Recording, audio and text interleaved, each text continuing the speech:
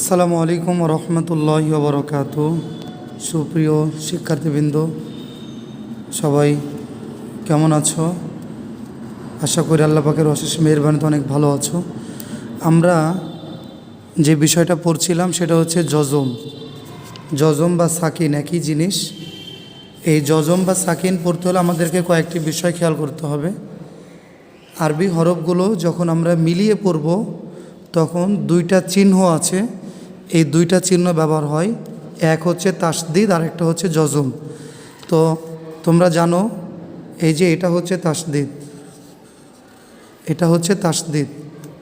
আর জজম হচ্ছে যে এটা হচ্ছে জজম। আবার এরকম গোল থাকলেও এটাও কি হয়? জজম হয়। আবার পেশের মতোই থাকবে, বাট এটা সম্পূর্ণটা ফিল আপ থাকবে, তাহলে এটা কি হবে? এটা জজম হবে। আর এই জজম থাকলে একবার করে উচ্চারণ করে পড়তে হয়, তাসদিদ থাকলে দুইবার উচ্চারণ করতে হয়। যেমন যদি এরকম হয় তাসদিদ থাকলে হামজা বা জবর আব বা জবর বা আব্বা, দুইবার। হামজা বা জবর আব বা জবর বা আব্বা, তাসদিদ থাকলে দুইবার বলতে হয়। আর এই যে জজম যেটা আমরা বলছি, তোমাদের যে পাঠ চলছে জজম হলে একবার বলতে হয়। কেমন? এখানে দেখো, হামজা বা জবর আব একবার বলতে হয়। জজম হলে একবার বলতে হয়। তোমাদেরকে আমি খুব সহজে শিখিয়েছিলাম, সেটা হচ্ছে প্রথমে যদি আমরা এভাবে বলি, দেখো প্রথমে আমরা একটু দেখছি, হামজার সঙ্গে বাকে আমরা মিল করব। হামজার উপরে জবর দিলাম, এখানে বা লিখলাম, বা এর উপরে জজম, তাহলে হামজা বা জবর আব। যদি আমরা এখানে দিই হামজা তা জবর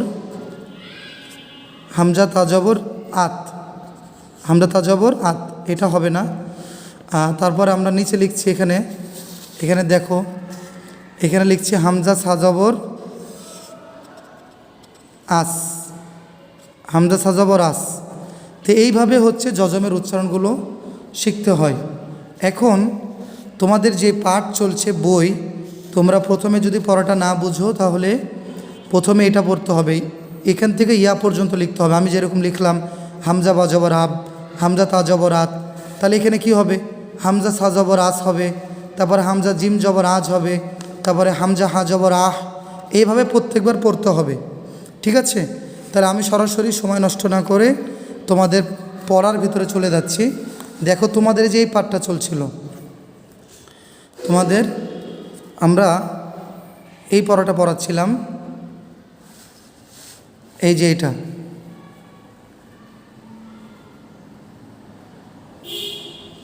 এই পড়াটা চলছে। জজম কি মূলত প্রথমে এটা মনে রাখতে হবে, হরফের ওপরে মাথা বাঁকা এই চিহ্ন। এই যে আমি তোমাদেরকে 3টা চিহ্ন দেখাইছিলাম, দেখো এখানে 3টা চিহ্ন কিন্তু আমি দেখাইছি। এই যে এই 3টা চিহ্নই জজমের চিহ্ন। তাহলে তোমরা এটা খেয়াল রাখবে বেশি।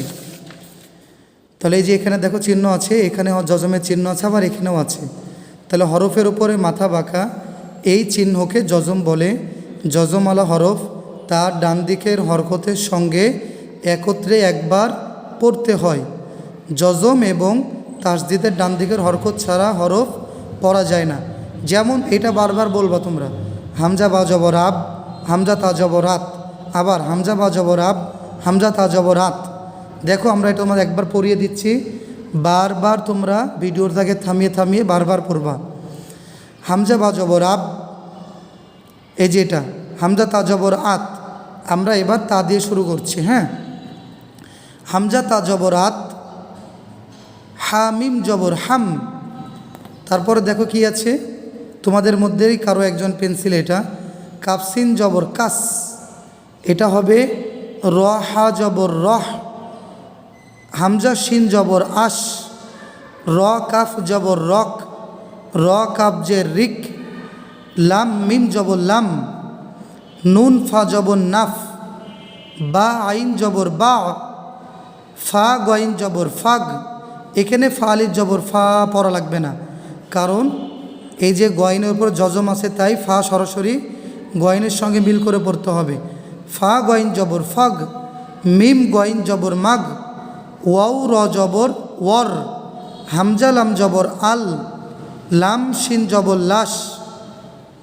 তারপর দেখো নুন আইন জবর না, বা লাম জের বিল, মিম লাম পেশ মুল, বা সিন জের বিস, নুন সিন জবর নাস, হামজা হাজের ইহ, আইন মিম জবর আম, হা মিম পেশ হুম। এইভাবে তোমরা পুরো পাঠটা আজকে পড়ে আসবা। এই হচ্ছে যজমের ব্যবহার।